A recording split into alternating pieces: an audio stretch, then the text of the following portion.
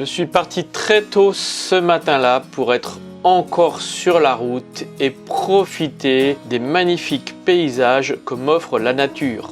Je vous souhaite la bienvenue dans cette vidéo, une vidéo où on va faire le point sur l'avancée des travaux dans Forest, mon Sprinter 6.6.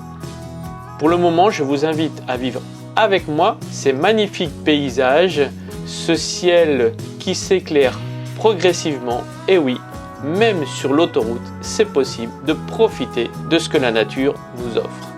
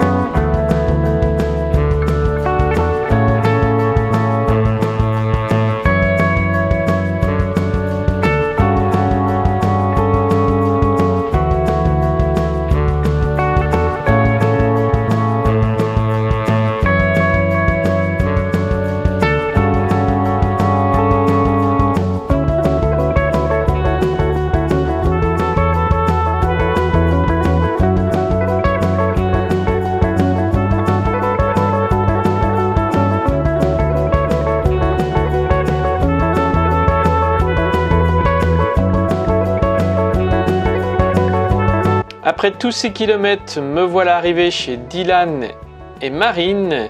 C'est Dylan qui va s'occuper de la première partie des travaux de Forest. Le temps de déposer le véhicule et je reprends la route avec mon ami Marc qui est venu de la Corrèze directement pour me chercher. Merci Marc d'avoir fait la route et merci pour ces moments passés en ta compagnie. Voilà sur l'autoroute avec Marc. J'ai laissé Forest chez Dylan.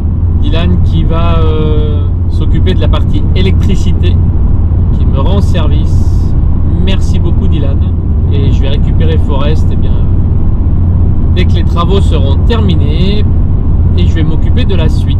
En attendant, nous voilà sur l'autoroute avec un ciel mitigé aujourd'hui, soleil, pluie, orage.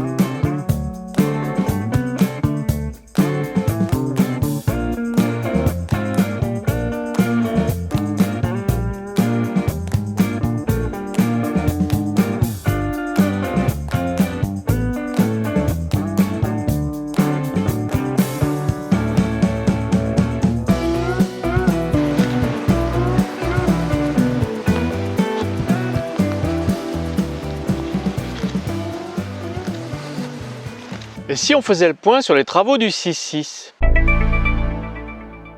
Eh oui, les travaux de rénovation ont commencé. Il y a beaucoup de travaux à faire, donc il fallait mettre des priorités. La priorité principale, eh bien, c'est que le véhicule soit habitable le plus rapidement possible. Donc, priorité numéro 1, l'étanchéité. Priorité numéro 2, l'électricité. Ben oui, tout simplement parce que le reste des travaux pourra se faire une fois que nous habiterons à l'intérieur. Alors bien sûr, ça occasionnera des dérangements, ça sera pas très pratique, mais au moins le véhicule sera fonctionnel, ça sera possible de dormir et de manger à l'intérieur et le reste se fera progressivement. Si vous êtes abonné à ma chaîne depuis un certain temps, vous savez que l'électricité n'est pas mon point fort. J'ai donc délégué cette tâche à quelqu'un de plus compétent que moi. Par contre, ni lui ni moi n'avions imaginé que les délais seraient aussi longs. La complexité de la remise en état du véhicule est principalement due aux délais de livraison qui sont très longs,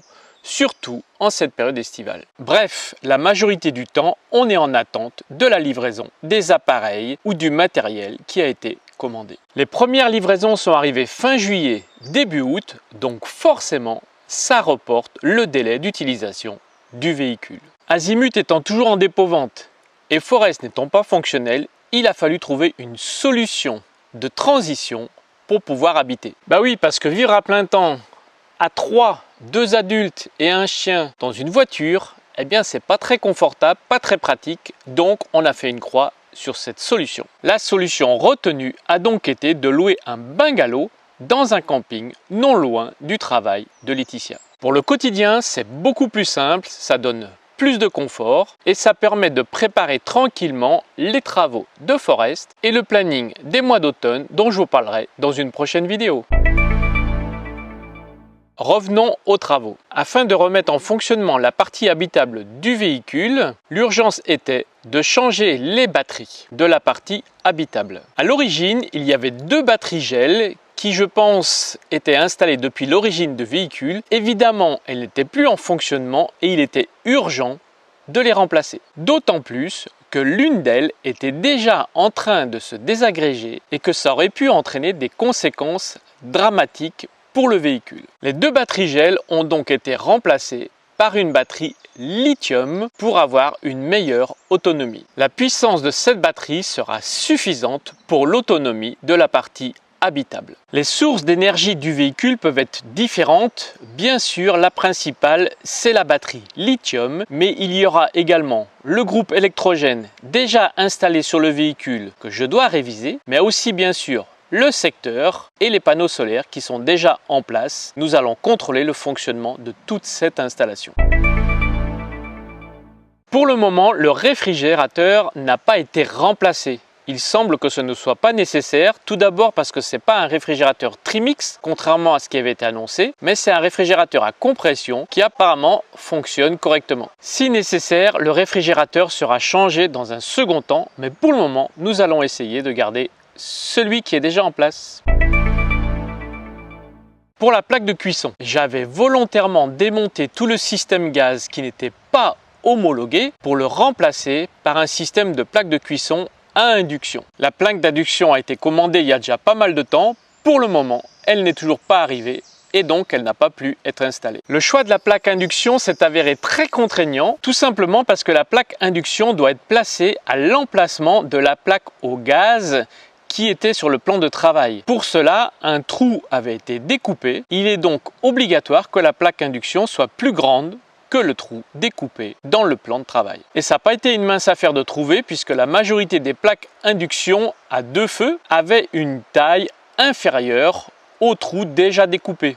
Il fallait donc trouver une plaque plus grande. C'est donc ce modèle qui a été commandé et qui sera installé. La climatisation d'origine a été enlevée.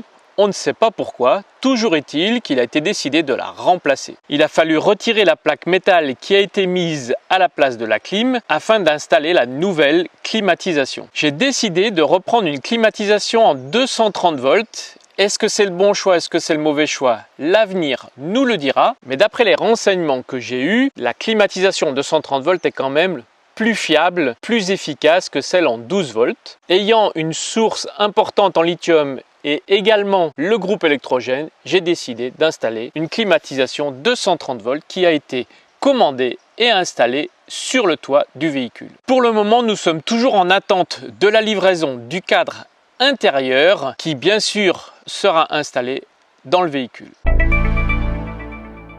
Au-dessus du lit, il y avait d'origine un lanterneau qui a également été retiré, on ne sait pas pourquoi, et remplacé par une plaque en tôle qui n'était pas du tout étanche, ce qui transformait le lit en douche. Il a donc été décidé de remplacer cette plaque par un lanterneau type d'origine et de refaire l'étanchéité afin de pouvoir dormir tranquillement sans prendre l'eau lorsqu'il pleut. Comme vous pouvez le constater, très peu de choses ont été faites pour le moment et comme je l'ai déjà dit, on est limité par les délais de livraison. Bien sûr, une fois posé dans le véhicule, une fois le véhicule à disposition entre mes mains, toutes les petites tâches et tous les petits travaux qui ont déjà été listés dans les vidéos précédentes seront pris point par point. Je dois encore refaire le point sur la liste afin de commander tous les accessoires, tous les outils, tous les matériaux nécessaires pour la suite des travaux. Cela me prendra du temps, bien sûr, et c'est pour cette raison que je vous invite à me suivre et suivre l'évolution des travaux dans une prochaine vidéo. Allez, à bientôt. Ciao.